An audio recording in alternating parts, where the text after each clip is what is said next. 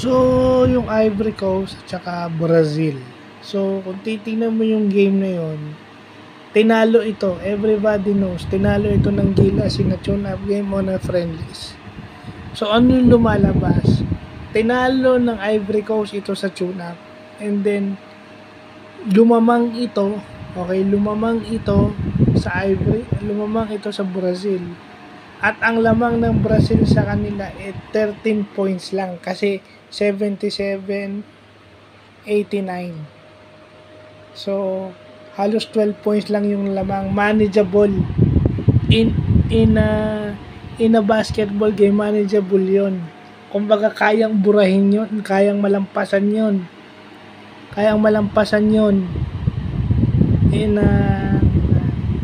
in one quarter. Kumbaga manageable, hindi kayang habulin yon. Kung may fifth quarter ang basketball, mahahabol yon, kayang dalhin sa overtime or pwede pang manalo yung Ivory Coast. Ganun lang basketball nag-i-evolve. Pero yun nag-evolve ang Japan this year. Nakikita na yung improvements galing doon sa napakaraming talo at napakaraming adjustment. Hindi naman nagpapapanalo ang Japan. The same thing with this Ivory Coast, dumidikit sila. Pero may sistema na yon, meron na silang constant na, meron na silang full-time na coach na nag-handle sa kanila. May mga players na on their lineup, may naturalize na sila, may schemes. So, nandun na sa way. So, kailangan lang talaga ma-focus yung commitment and yung preparation. Kung tutuusin, tingnan nyo, tinalo natin sa friendlies yun, and then dumikit sa Japan. So, what that suggests? May laban tayo talaga. Kasi kita mo yung score.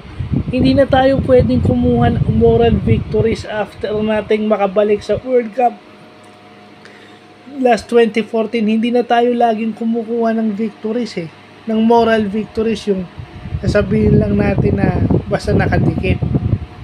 Kasi meron ka ng year dapat every sumasali ka, every qualifying window, diba? May FIBA window, diba? So every FIBA window leading to the World Cup, leading to another tournament, Asian Games, Yaba, o kung ano man yung sasalihan, dapat yun may gradual improvement ka. Yun yung pinapakita ng Ivory Coast versus Brazil. Kasi yung usual back in the old days, tambak yung Ivory Coast. Kung may papadala man sila sa FIBA World Cup o sa World Championships o basketball dati, malamang hindi nag-qualify itong Ivory Coast. Hindi ito nag-qualify at maaring tinatambakan to ng Brazil by at least 20 or 30 points. Pero bakit 12 points lang? Dapat gradual yung improvement. Diba? Kaya nga may ibang teams na ayaw makapag-tune up sa Gilas, it's because parang feel nila walang challenge. So it's a challenge for SBP. It's a challenge kung sino man yung papalit kay Chot Reyes. It's a challenge. Kung magre-resign siya, it's a challenge for SBP and the new coach.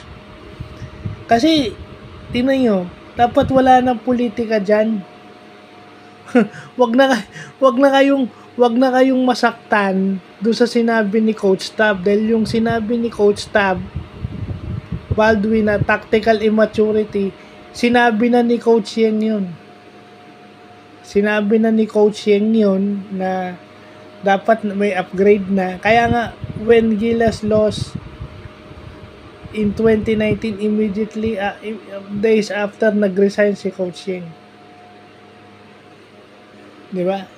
Nag-step down si Coach Yeng for reasons na dapat may mag-steer ng iba. Ibig sabihin, yung resignation ni Coach Yeng signals changes.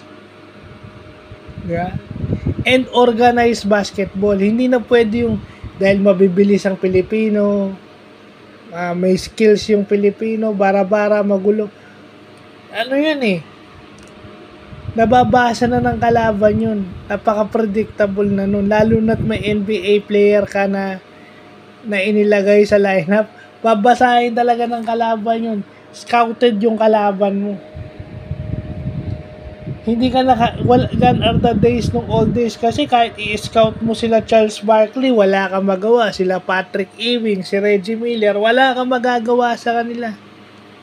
Sila Gary Payton, gone are those days. Even Sean Kemp, kahit na i-scout mo sila, hindi mo sila mapipigilan. Ito, organized na to.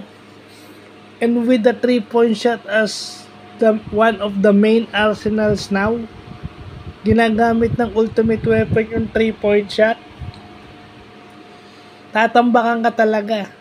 Swerte na nga, tatambakan ka talaga, or best case scenario dun sa underdog, in the case of the Philippines, didikit ka lang. So we have to get athletes with the skills for the international game. Yan. Kasi kagaya ng sinabi ko, ano pa lang, si Japet. Di ba? Japet. Si Japet pa lang yung pwede sa international eh. Japet is in the twilight of his career. Di ba?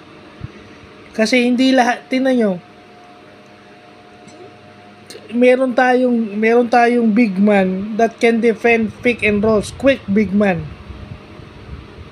Hindi, kasi kagaya nun, pag naglagay ka ng Twin Towers, yung space ng court mo, lumiliit, masyado kayong masikip, and bumabagal kayo. Buti kung, di ba, out-rebounded kayo, pero long rebound yun eh. Kasi nga 3-point shot yung tinitira. So you have to defend the 3. You have to defend the ball screen offense. 'Di ba?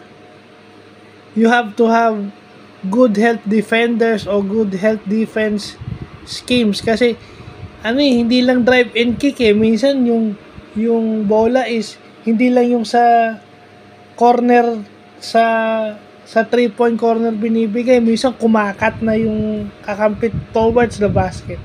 Yung mga hard cuts. Kasi yung dribble drive, usually sa shooter yun eh. Then magro-rotate ulit. Hindi. Gaya ng sinabi ko kagabi, isang option lang yun. Isang option lang yung drive and kick. Pero most of the options are either paloob lagi ang nila, high percentage at easy ones. Pag sinabi mong easy ones, mas malapit sa ring. So yun yung sanang yun ang nakikita ko, kaya manonood ako mamaya. Manonood talaga ako mamaya. Gusto ko makita kung may pagbaba. Malalaki yung South Sudan malalaki yun. Kumbaga para tayo humarap ulit, parang Angola ulit. Yung Angola, yung scenario natin against Angola, yun ulit ang makakalaban ng Gilas mamayang gabi. So, yun lang po.